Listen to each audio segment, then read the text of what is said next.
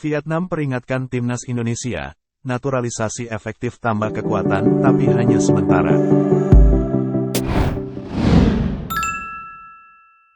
Media Vietnam menyoroti banyak negara ASEAN yang menggunakan pemain naturalisasi demi mendapatkan kekuatan tambahan. Tapi, menurut mereka itu hanya sementara. Selain timnas Indonesia, banyak negara yang menggunakan pemain naturalisasi, seperti Malaysia dan Filipina. Khusus Indonesia saat ini memiliki 5 pemain naturalisasi di timnas senior. Mereka adalah Jordi Amat, Mark Klok, Sandy Walsh, Sain Patinama, dan Stefano Lillipali. Tapi hanya Jordi Amat, Mark Klok dan Stefano Lillipali yang akan bermain di FIFA Matchday 2023. Sain Patinama masih terhalang proses perpindahan federasi, sedangkan Sandy Walsh mengalami cedera. Selain itu, PSSI juga masih melakukan proses naturalisasi di level U20. Pemain tersebut adalah Ivan Jenner, Justin Hubner dan Rafael Struijk. Sementara timnas Malaysia, menurut media Vietnam menggunakan 8 pemain naturalisasi di FIFA Matchday 2023. Artinya, dari 11 pemain hanya 3 pemain yang bukan naturalisasi.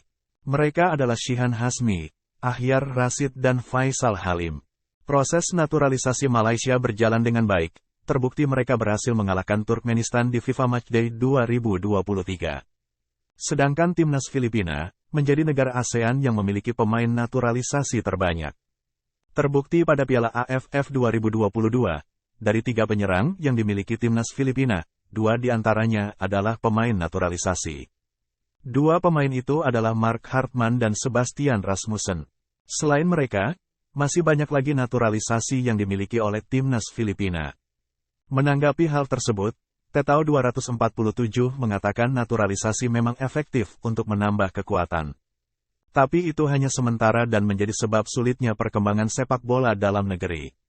Rencana ini, naturalisasi, sebagian telah menunjukkan keefektifannya dalam waktu singkat, untuk meningkatkan daya saing dengan tim lain, menutupi kekurangan keahlian dan terutama meningkatkan perbedaan dalam kebugaran fisik saat mencoba mencapai puncak di luar Asia Tenggara, tulis laman Tetao 247. Menjelang Piala Asia 2023 dan khususnya kualifikasi Piala Dunia 2026. Baik Malaysia maupun Indonesia gencar memperkuat kekuatan dengan menambah sumber daya pemain ras campuran maupun naturalisasi pemain asing asal luar.